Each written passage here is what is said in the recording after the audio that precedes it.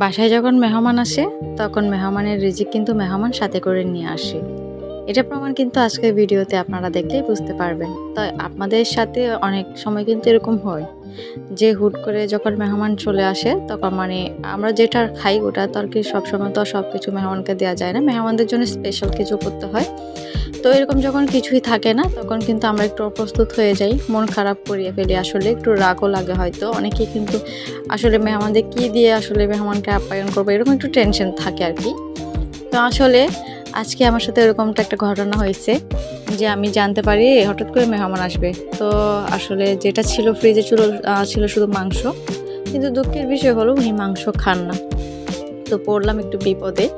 তো কিভাবে যে অ্যারেঞ্জ করছি সেটাই থাকবে আজকের ভিডিওতে, সাথে থাকুন স্কিপ না করে।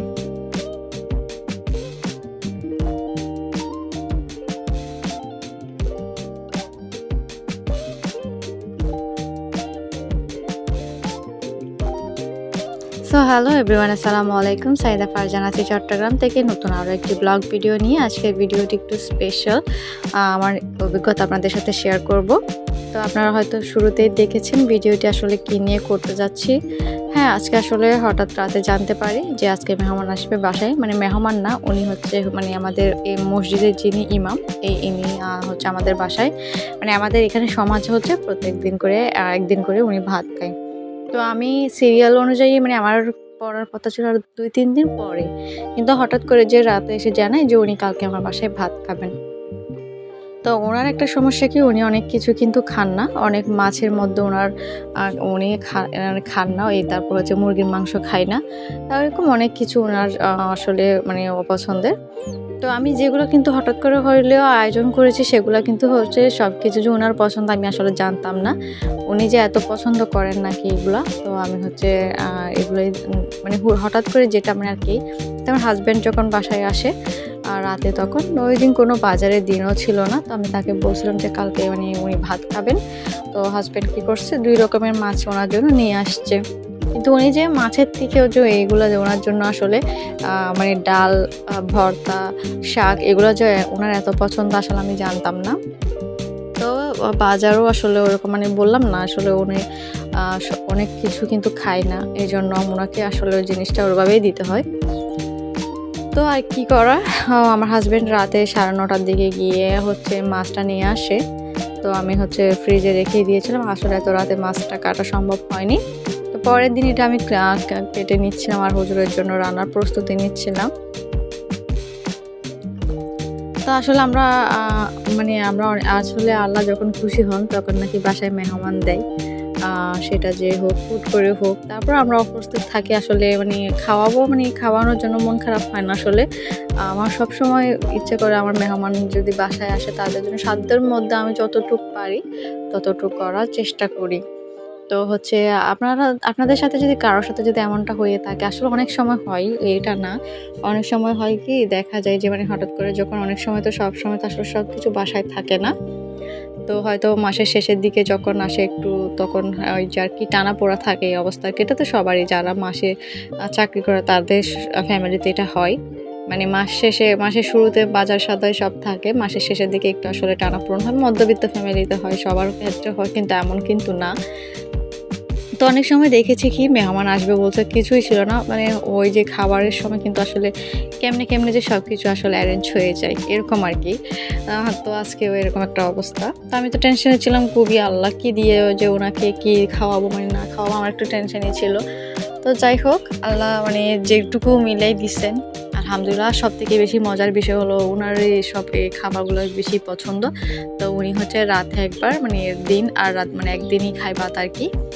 আমরা চেষ্টা করি সবসময় ওনাকে গরুর মাংস, যদিও সবসময় সম্ভব হয় না, যখনই সম্ভব হয় তখন ওনার জন্য ভালো কিছু আসলে অ্যারেঞ্জ করি।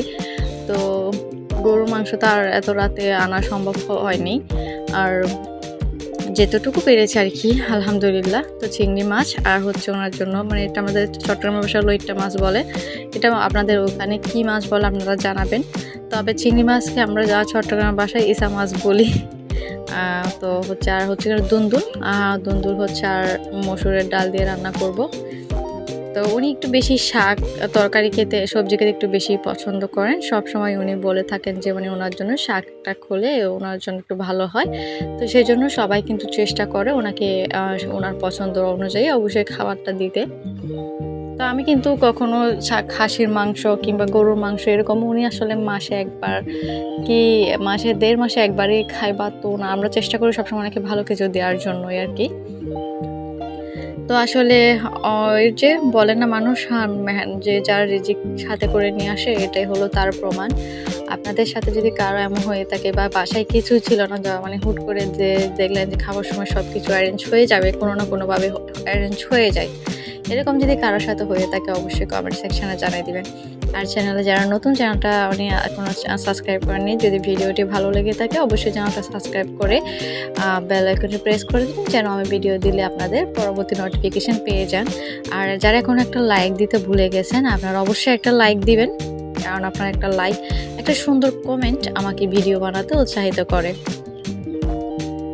আর দেশ এবং দেশের বাইরে থেকে যারা রেগুলার ভিডিও দেখেন আপনাদের জন্য সবসময় মন থেকে যারা আমার ভিউয়ার্স আছেন, আমাকে সাপোর্ট করেন, আমার পাশে থাকেন, আমার ভিডিও দেখেন, ফুল ওয়াচ করে দেন, তারপর হচ্ছে আমিও আপনাদের ভিডিও দেখি, খুবই ভালো লাগে আপনাদের একটা সুন্দর কমেন্ট পেলে। আর আপনারা লাইক দিয়ে যখন ভিডিওটা দেখেন আসলে আমারও খুবই ভালো লাগে যখন আপনারা কমেন্ট করে জানাই দেন।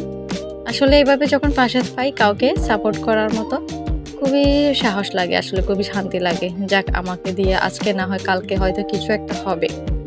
তো আপনাদের কাছে সেই জন্য বারবার রিকোয়েস্ট চেয়ে নিই যে আপনারা একটা লাইক দিয়ে অবশ্যই ভিডিওটা দেখে কন্টিনিউ করবেন, কারণ আপনি যদি একটা লাইক দেন আমার ভিডিওটা কিন্তু অন্যজনের কাছে যেতে সাহায্য করে, এটুকু ব্যাস, না হলে এর থেকে বেশি কিছু না আসলে। তো যাই হোক, আমি হচ্ছে ওনার জন্য শাকটাও রেখেছি। উনি শাক খেতে যেহেতু পছন্দ করেন, তো ওনার জন্য হচ্ছে এই যে বিলের থেকে আমরা মানে গ্রামে যারা থাকি এটা আমাদের কিন্তু কিনে খেতে হয় না। এটা দেখি যে শহরে কিন্তু মানে আউটসাইড আর কি, মানে ওরা কিনে খায়, কিন্তু আমাদের এখানে হচ্ছে এটা ফ্রিতেই পাওয়া যায়। শাকটা প্রচুর পরিমাণে আমাদের এখানে পাওয়া যায়। তো হচ্ছে আমি সেই জন্য শাকটাও করেছি আর আলুর ভর্তা। তো হচ্ছে আজকে ভিডিওটি অবশ্যই যদি কোনো প্রকার ভুল ত্রুটি হয়ে থাকে আমার কথায় আপনারা অবশ্যই ক্ষমার দৃষ্টিতে দেখবেন। পরবর্তী ভিডিওর সাথে পরবর্তী ভিডিওটা আমি আপনাদের সাথে খুব তাড়াতাড়ি নিয়ে আসার চেষ্টা করব ভেরি সুন। আশা করি যদি ভিডিওটি ভালো লাগে অবশ্যই একটা কমেন্ট সেকশনে জানাই দিবেন, আর ভুল ত্রুটি হলে অবশ্যই ক্ষমার দৃষ্টিতে দেখবেন। সবাই ভালো থাকবেন, সুস্থ থাকবেন। Thanks for watching. আল্লাহ হাফেজ।